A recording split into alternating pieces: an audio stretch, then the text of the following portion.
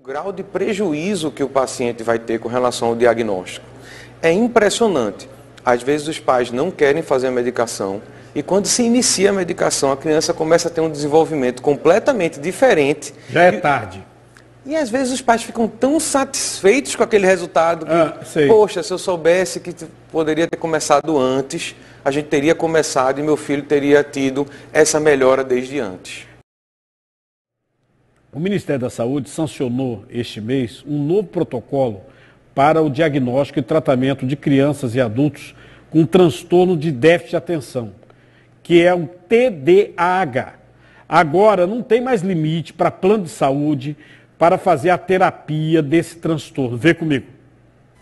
Esse protocolo, que foi publicado no Diário Oficial, tem caráter nacional e estabelece critérios de tratamento, diagnóstico e mecanismos de regulação do TDAH. Segundo o documento, o TDAH é considerado uma condição de neurodesenvolvimento, caracterizada por 3 sintomas: desatenção, hiperatividade e impulsividade em um nível exacerbado e disfuncional para aquela faixa etária do paciente. Os sintomas começam na infância e podem persistir por toda a vida. O diagnóstico normalmente para esse transtorno do déficit de atenção com hiperatividade, ele é feito na infância, mas é muito frequente que ele só seja descoberto tardiamente já na idade adulta.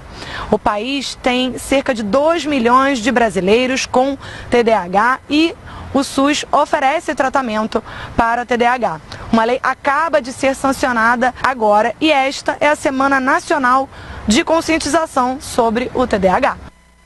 Bom, nós estamos aqui no estúdio com o neurocirurgião, o Dr. João Gabriel, para falar um pouquinho sobre TDAH. Às vezes você tem, não sabe, né? Pode fazer o diagnóstico, pode procurar um especialista. Dr. João Gabriel, boa tarde. Boa tarde, Cardinô. Boa tarde a todos os telespectadores. Muitas vezes até a criança está com dificuldade de aprendizado, quando vai se ver, é a questão da atenção, né? Não consegue ter atenção na aula, prestar atenção no professor, às vezes não consegue nem prestar atenção no que está lendo.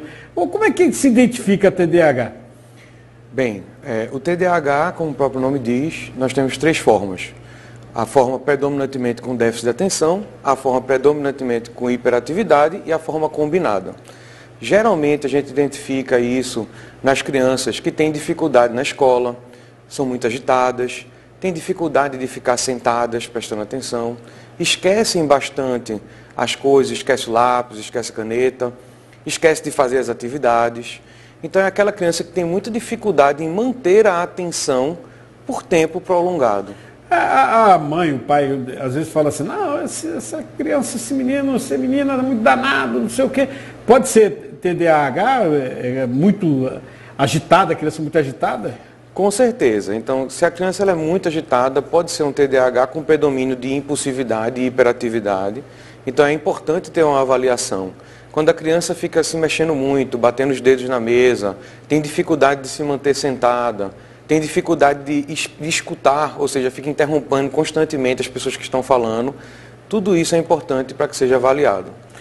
No caso, a criança na escola, o próprio professor vai detectar, já vai avisar a mãe, ou é necessário que o pai e a mãe também fiquem atentos?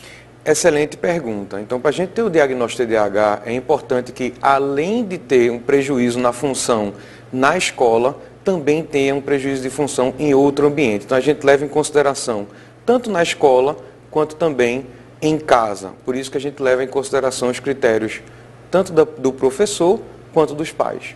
No caso, o tratamento para TDAH é remédio ou é psicologia, psiquiatria? Como é que seria o tratamento? Então, o tratamento ele é bastante amplo. Então, tem a parte medicamentosa e a parte não medicamentosa. A parte medicamentosa são os psicoestimulantes. A parte não medicamentosa vai desde terapia cognitiva, terapia psicólogo, terapia ocupacional, algumas alterações e ajustes na dieta, algumas alterações e ajustes na rotina da criança. Então, vai ambos, farmacológico e não farmacológico. Tem criança que, inclusive, o pai e a mãe fica até certo ponto meio perturbado, porque perturbada, no caso da mãe, porque o médico fala que vai ter que tomar um remédio. E aí a pessoa fala assim, mas remédio para a cabeça, não sei o quê. A pessoa já pensa em outras coisas, né, doutor? Exatamente. Então, como foi falado, né, na reportagem, cerca de 10% das crianças praticamente têm TDAH e 4% dos adultos, ou seja, 20% das crianças vão ficar com TDAH no adulto. Nossa. Então, é uma incidência bastante aumentada. É importante a gente sempre levar em consideração o grau de prejuízo que o paciente vai ter com relação ao diagnóstico. É impressionante. Às vezes os pais não querem fazer a medicação e quando se inicia a medicação, a criança começa a ter um desenvolvimento completamente diferente. Já é tarde. E às vezes os pais ficam tão satisfeitos com aquele resultado que, poxa, se eu soubesse que poderia ter começado antes, a gente teria começado e meu filho teria tido essa melhora desde antes. Inclusive nos estudos, né? Às vezes a criança está com problema, não consegue estudar direito, não consegue se desenvolver, para até passar de ano, e o problema não é da criança, é o problema dessa síndrome. Com certeza. Então, a gente tem uma série de pacientes que a gente acompanha, pessoas que repetiram de ano, tinham dificuldade, estavam lá em último da turma, depois que começaram a terapia farmacológica, a terapia não farmacológica, às vezes começam a tirar excelentes notas e viram até primeiro da turma. No caso do adulto, né? Se em criança não detectou, como é que se detecta no adulto? O adulto a gente tem algumas perguntas e alguns graus no questionário que são um pouco distintos da criança. Mas basicamente seriam sintomas da criança apropriados para o adulto. Então aquele adulto que tem um déficit de atenção, está trabalhando, no meio do trabalho se perde, tem uma dificuldade de organizar. É como se sumisse, né? Às vezes é aquela pessoa que está trabalhando, aí você fala com ele, está ali olhando, olhar vago, então você está falando com ele, de repente ele começa a parar de pensar, tem dificuldade em alternar a atenção, dificuldade em manter o foco, aquela pessoa que começa a trabalhar 5 minutos, 5 minutos depois já se levanta para fazer alguma coisa. Então, existem várias coisas que chamam a atenção para esse diagnóstico no adulto. No caso dos hábitos para minimizar TDAH, quais seriam? Então, é extremamente importante que, no caso tanto do adulto quanto da criança, eles tenham alguns, digamos assim, mecanismos compensatórios. Então, uma das dificuldades é organizar. Então, elaborar uma lista a respeito das prioridades, para que a pessoa possa executar por prioridades. Segundo, procura se antecipar. Os pacientes com TDAH têm muita dificuldade de estar atrasado, então tem dificuldade de marcar o tempo. Então, tenta sempre, acorda um pouco mais cedo, procura se arrumar e procura sair mais cedo, para você conseguir honrar com os horários. Sempre prestar atenção também, tanto no adulto quanto na criança, é muito comum perder as coisas. Então, o adulto perde a carteira, perde a chave, a criança perde o caderno, perde o livro. Então, é sempre importante também ter essa cultura de cuidar das próprias coisas.